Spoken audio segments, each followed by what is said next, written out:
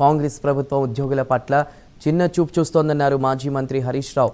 ఉద్యోగులను రోడ్లపైకి తెచ్చిన ఘనత రేవంత్ రెడ్డికే దక్కిందన్నారు. సిద్దిపేట అంబేద్కర్ చౌరస్తాలో రిటైర్డ్ ఎంప్లాయీస్ అసోసియేషన్ ఆధ్వర్యంలో జరిగిన ధర్నాలో పాల్గొన్నటువంటి హరీష్ రావు ఎన్నికల ముందు పెండింగ్ డిఏలు ఇస్తామని హామీ ఇచ్చిందన్నారు. కానీ ఇంతవరకు దాన్ని ఊసేలేదన్నారు. రిటైర్డ్ పెన్షన్ బెనిఫిట్ రాక చాలా మంది చనిపోయారని, వారి చావుకు రేవంత్ రెడ్డి కారణమన్నారు. ఉద్యోగుల గొంతుకగా అసెంబ్లీలో పోరాటం చేస్తామన్నారు హరీష్ రావు. ఉద్యోగం చేసి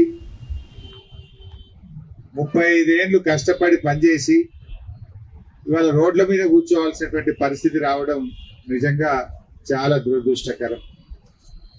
అంటే ఇవాళ కాంగ్రెస్ ప్రభుత్వానికి ఉద్యోగులంటే, రిటైర్డ్ ఉద్యోగులంటే లెక్కలేనట్టుగా వ్యవహరిస్తూ ఉంది.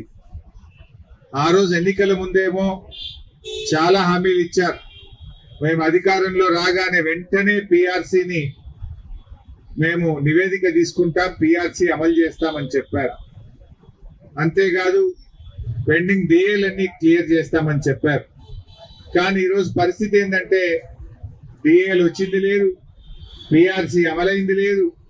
కనీసం రిటైర్డ్ ఉద్యోగులకు వాళ్ళు దాచుకున్న డబ్బులు, వాళ్ళ డబ్బులు వాళ్ళకి ఇవ్వడానికి కూడా ఈ ప్రభుత్వానికి ఇవాళ మనసు రావడం లేదు. రేవంత్ రెడ్డి ఎట్లా తయారైపోయిందంటే ఏ రోడ్డుకాడ ఆ పాట పాడతాడు. ఇష్టం ఉంటే ఒక తీరు, ఇష్టం లేకపోతే ఇంకో తీరు ఆయన తీరు. ఇప్పుడు ఆయన మాట్లాడేది ఏంది? రిటైర్డ్ ఉద్యోగులు, అయ్యా మహాప్రభు, ఈ భారతదేశంలో ఏ రాష్ట్రంలో కూడా 10,000 బకాయిలు పడ్డ రాష్ట్రం లేదు.